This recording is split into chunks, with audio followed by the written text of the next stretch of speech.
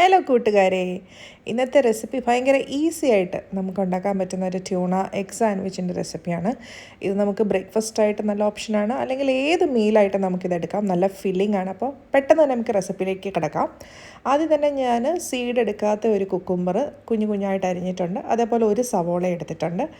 അത് രണ്ടും നല്ല ചെറുതായിട്ട് അരിയണം. അതുപോലെ 2 ബോയിൽഡ് എഗ്ഗ് അത് നല്ലപോലെ ഒന്ന് ഫോർക്ക് കൊണ്ട് ഉടച്ചു കൊടുക്കുന്നുണ്ട്. അതും ഈ ബൗളിലേക്ക് ആഡ് ചെയ്യാം. ഇനി നമുക്ക് വേണ്ടത് ട്യൂണയാണ്. ഞാനിവിടെ റിയോ എന്ന് പറയുന്ന ബ്രാൻഡിൻ്റെ ട്യൂണയാണ് എടുത്തിരിക്കുന്നത്. അത് അതിനകത്തെ ആ ഓയിൽ അങ്ങ് ഓയിൽ കളഞ്ഞിട്ട് ട്യൂണ മാത്രം എടുത്തു. പിന്നെ നമുക്ക് കുറച്ച് പെപ്പർ, ചില്ലി ഫ്ലേക്സ്, ഒറിഗാനോ, ഉപ്പ്, കൊറിയാണ്ടർ ലീവ്സ് അത്ര ഇട്ടിട്ടുണ്ട്. പിന്നെ കുറച്ച് മയണൈസ് നമ്മുടെ ആവശ്യം പോലെ ചേർക്കാം കേട്ടോ. ഞാനിവിടെ ഒരു 2-3 ടേബിൾ സ്പൂൺ ഇടുന്നുണ്ട്, കാരണം അതാണ് നമ്മുടെ ബൈൻഡിങ് ഏജൻറ്റ്. അപ്പോൾ അതുപോലെ കുറച്ച് ടേസ്റ്റും ഒക്കെ തോന്നും. മയണൈസ് നമുക്ക് വീട്ടിൽ തന്നെ വേണമെങ്കിൽ ഉണ്ടാക്കാം. ഇതിപ്പോൾ ഞാൻ പുറത്തുനിന്ന് വാങ്ങിയ മയണൈസാണ് യൂസ് ചെയ്യുന്നത്. അതുപോലെ തന്നെ ഞാൻ ഇതിലേക്ക് ചീസ് ആഡ് ചെയ്യുന്നുണ്ട്. മൊസറല്ല ചീസ് ആഡ് ചെയ്യുന്നുണ്ട്. അത് കംപ്ലീറ്റ്ലി ഓപ്ഷണലാണ്, പക്ഷേ ചീസ് ഇട്ട് കഴിഞ്ഞാൽ ഭയങ്കര ടേസ്റ്റ് ആയിരിക്കും. എസ്പെഷ്യലി പിള്ളേർക്കൊക്കെ കൊടുക്കുന്നതെങ്കിൽ അടിപൊളിയായിരിക്കും. സോ ഞാൻ ഒരു പീസ് ബ്രെഡ് എടുത്തു.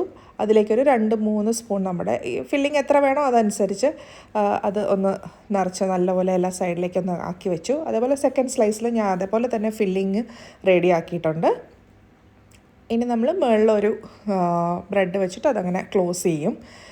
അപ്പോൾ അത് അത്യാവശ്യം ഫില്ലിംഗ് ആണ്, കാരണം 2 സ്ലൈസിലും നമ്മൾ ആ ട്യൂണയുടെ ഫില്ലിംഗ് വെച്ചല്ലോ. അപ്പോൾ അതുകൊണ്ട് നല്ല ഒരു ക്വാണ്ടിറ്റി ഉണ്ട്. അപ്പോൾ ഞാൻ എൻ്റെ ഒരു തവയാണ് ഇതിനു വേണ്ടി യൂസ് ചെയ്യുന്നത്. തവയിൽ ആദ്യം ഒന്ന് ബട്ടർ പുരട്ടി കൊടുത്തു. എന്നിട്ട് ആ ബ്രെഡിൻ്റെ ആ സാൻഡ്വിച്ച് എടുത്ത് അതിൽ വെച്ചിട്ട് ഒരു കട്ടിയുള്ള എന്തെങ്കിലും ഒരു പാത്രം വെച്ച് നമ്മൾ അതിൻ്റെ മുകളിലൊന്ന് വെച്ച് കൊടുക്കണം. സോ ദാറ്റ് ഈ ഉള്ളിലുള്ള ഫില്ലിംഗ് നല്ല പോലെ അങ്ങ് അമങ്ങിയിട്ട് നമുക്കൊരു നല്ലൊരു റെസ്റ്റോറൻറ്റ് സ്റ്റൈലിലായി കിട്ടും. അപ്പം ഞാൻ ഒരു സൈഡിൽ ആയിക്കഴിഞ്ഞ് സെക്കൻഡ് സൈഡിലും അപ്പുറത്തെ സൈഡിലേക്ക് മറിച്ചിട്ടു. പിന്നെ മുകളിലേക്ക് ഒരു ഇത്തിരി ബട്ടറൊന്നും തൂത്ത് കൊടുക്കുന്നുണ്ട്. അതൊന്നും ഇല്ലെങ്കിലും കുഴപ്പമില്ല, പക്ഷേ ഒരു ബട്ടറൊക്കെ ഇഷ്ടമാണ്, ആ ഒരു ക്രിസ്പി ഒരു ഇത് ഇഷ്ടമാണെങ്കിൽ ഇങ്ങനെ ചെയ്യാം. അപ്പോൾ ഇത്രയേ ഉള്ളൂ, കഴിഞ്ഞു. നമ്മൾ ഒരു സാൻഡ്വിച്ച് ഉണ്ടാക്കി കഴിഞ്ഞു.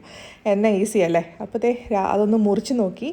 മുറിച്ചപ്പം പിന്നെ പറയണ്ട, അതായത് കിർക്കിർ സൗണ്ട് വരെ കേൾക്കുന്നുണ്ട്. മുറിച്ച് നോക്കിയപ്പോൾ നോക്ക്, ഫില്ലിംഗ് കണ്ടോ, നല്ല അടിപൊളിയായിട്ടിരിപ്പുണ്ട്. നല്ല ടേസ്റ്റാണ് കേട്ടോ. ഇത് എല്ലാവരും ഒന്ന് ട്രൈ ചെയ്ത് നോക്കണം. എന്നിട്ട് നിങ്ങളുടെ അഭിപ്രായം എന്നെ അറിയിക്കണം. Thank you for watching.